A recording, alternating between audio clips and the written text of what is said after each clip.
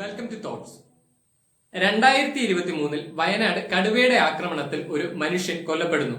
2023 വർഷത്തിൽ തന്നെ നിരവധി തവണ ദൃശ്യമാധ്യമങ്ങൾ വഴിയും ന്യൂസുകളിലൂടെയും സോഷ്യൽ മീഡിയാസിലൂടെയും നമ്മൾ സ്ഥിരം കേൾക്കുന്ന ഒരു വാർത്തയാണ് കാടിന്റെ പരിധി വിട്ട് നാടന്ന ആവാസ വ്യവസ്ഥയിലേക്ക് കടന്നു വരുന്ന കാട്ടിലെ മൃഗങ്ങളും അവയെ കെണിവെച്ച് പിടിച്ച് വിവിധ പേരുകളൊക്കെ ചാർത്തി അവയ്ക്ക് ഒരിക്കലും പരിചിതമല്ലാത്ത ആവാസ വ്യവസ്ഥകളിൽ തിരിച്ചുവിടുന്ന നാടന്ന ആവാസ വ്യവസ്ഥയിലെ മനുഷ്യമൃഗങ്ങളെ കുറിച്ചും എന്തുകൊണ്ട് കാടന്ന പരിധി വിട്ട് കാട്ടിലെ മൃഗങ്ങൾ നാട്ടിലേക്ക് കയറി വരുന്നു, പ്ലാന്റേഷൻസ് കാരണവും വികസന പ്രവർത്തനങ്ങൾ കാരണവും വർഷാവർഷങ്ങളിൽ കാടിന്റെ പരിധികൾ നാട്ടിലെ മൃഗങ്ങൾ ലംഘിച്ച് കടക്കുകയും അത് നാട്ടിന്റെ ഭാഗമാക്കി വെക്കുകയും അതുവഴി കാടിന്റെ പരിധികൾ വർഷാവർഷങ്ങളിൽ കുറഞ്ഞു വരികയും ചെയ്യുന്നുണ്ട്. ഇത് കാരണങ്ങളിൽ ഒന്നു മാത്രമാണ്. അനധികൃതമായി കാടിനകത്ത് പ്രവേശിച്ചിട്ടുള്ള വേട്ട, വിനോദസഞ്ചാര പ്രവർത്തനങ്ങൾ, വികസനം എന്ന പേരിലും പ്ലാന്റേഷൻ എന്ന പേരിലും നടത്തുന്ന സ്ഥല കയ്യേറ്റങ്ങൾ, ഇവയെല്ലാം കാട്ടിലെ മൃഗങ്ങളുടെ ആവാസ വ്യവസ്ഥയെ നശിപ്പിക്കുകയും അവരുടെ സ്വൈര്യ ജീവിതത്തിന് തടസ്സമാവുകയും ചെയ്യുന്നുണ്ട്.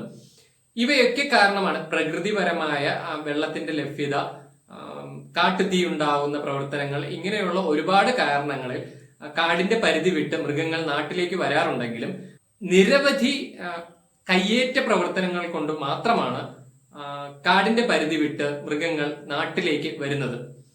ഭൂമി മനുഷ്യ മൃഗങ്ങളുടേത് മാത്രം അല്ല.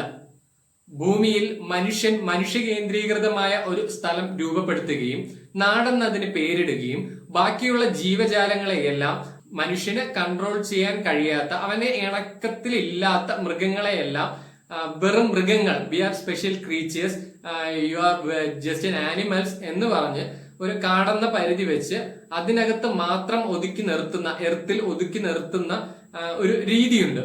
ഇങ്ങനെ സംസാരിക്കുന്നവരെ പൊതുവായിട്ട് എന്തോ സംതിങ് പ്രോബ്ലം ഉള്ളവരാണ്, മനുഷ്യൻ സ്പെഷ്യൽ ക്രീച്ചർ ആണ്, മൃഗങ്ങളെ മനുഷ്യനുമായി താരതമ്യപ്പെടുത്തരുത് എന്നൊക്കെ പറഞ്ഞിട്ട് ഒരു സമൂഹ സംസാരമുണ്ട്. അതാണ് നമ്മുടെ സൊസൈറ്റിയുടെ ഒരു രീതി. എന്നാൽ അത് വാസ്തവമല്ല. ബയോളജിക്കൽ പരമായിട്ടുള്ള കാര്യങ്ങൾ മനസ്സിലാകണമെങ്കിൽ നൂറ്റാണ്ടുകൾക്ക് മുമ്പ് ലോകത്തെ മനസ്സിലാക്കാൻ വേണ്ടി മനുഷ്യൻ തന്നെ എഴുതി വെച്ചിട്ടുള്ള കഥകൾ മനസ്സിലാക്കിയാൽ പോരാ, ഫിക്ഷണൽ ക്യാരക്ടേഴ്സിന്റെ ആക്ടിവിറ്റീസ് മനസ്സിലാക്കിയാൽ പോരാ. ബയോളജിക്കൽ കാര്യങ്ങൾ മനസ്സിലാക്കണമെങ്കിൽ സയൻസ് തന്നെ മനസ്സിലാക്കണം, ജീവശാസ്ത്രത്തെ പഠിക്കണം.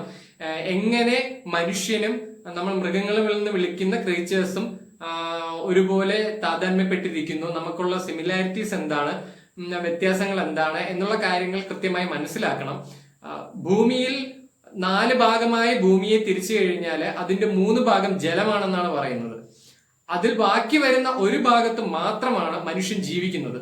ആ മനുഷ്യൻ ജീവിക്കുന്ന ഒരു ഭാഗത്തിൽ ഏറിയ പങ്കും കാടുകളാണ്. ആമസോൺ കാടുകൾ, കേരളത്തിലും ഇന്ത്യയുടെ അകത്തുമുള്ള വിവിധ സംസ്ഥാനങ്ങളിൽ നിറഞ്ഞു കിടക്കുന്ന കാടുകളെ പോലെ ലോകമെമ്പാടുമുള്ള രാജ്യങ്ങളിൽ ഏറിയ പങ്കും കാടുകൾ പരന്നു കിടക്കുന്നുണ്ട്. ഡെസേർട്ടുകളുണ്ട്, അന്റാർട്ടിക്ക പോലുള്ള ഭൂഭാഗങ്ങളുണ്ട്. ഇവയെല്ലാം പോയിട്ടുള്ള വെറും 2-3% മാത്രമാണ് ബൈപെഡലിസ്റ്റുകളായ ഹ്യൂമൻ ബീയിങ്സ് താമസിക്കുന്നത്. എന്നിട്ട് നമ്മൾ ഹ്യൂമൻ ബീയിങ്സ് പറയുന്നത് നമുക്ക് വേണ്ടിയുള്ളതാണ് ഈ ഭൂമി, നമുക്ക് വേണ്ടി ക്രമീകരിക്കപ്പെട്ടതാണ് ഈ ഭൂമി. സോ നമുക്ക് ശല്യമായിരിക്കുന്ന ജനങ്ങളെ, നമ്മുടെ സ്വൈര്യ വികാരത്തിന് ശല്യമായിരിക്കുന്ന ജീവികൾ ഒരു ഏരിയയിൽ മാത്രം ജീവിക്കൂ, അത് കാടെന്ന് നമ്മൾ വിളിക്കുന്നു, നിങ്ങൾ ആ പരിധി വിട്ട് ലംഘിച്ച് വരാൻ പാടില്ല. ഇത് ശരിയായൊരു ചിന്തയല്ല. ജീവജാലങ്ങൾക്കെല്ലാം കൂടി സർവൈവ് ചെയ്യുന്നതിന് വേണ്ടിയിട്ടാണ് ഭൂമി എന്നൊരു പ്ലാനറ്റ് ഉള്ളത്. അത് നമ്മൾ വ്യക്തമായി മനസ്സിലാക്കണം. അവരുടെ സ്വൈര്യ ജീവിതത്തിന്, അവരുടെ ഒരു സന്തുലിത അവസ്ഥയ്ക്ക് തടസ്സമാകുന്ന രീതിയിലുള്ള പ്രവർത്തനങ്ങൾ, ഒരു കാട് കയ്യേറ്റം നമ്മുടെ ഭാഗത്തുനിന്ന് ഉണ്ടാകുന്നത് കൂടി കൊണ്ടാണ് അവർ കാടിന്റെ പരിധി ലംഘിച്ച് നാട്ടിലേക്ക് വരുന്നത്.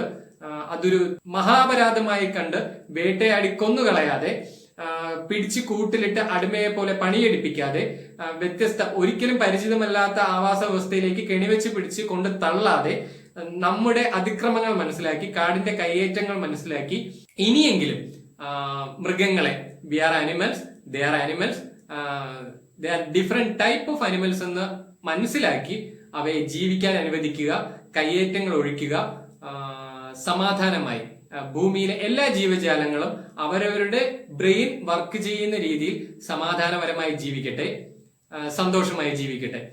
This is thoughts. Stay tune. Good by.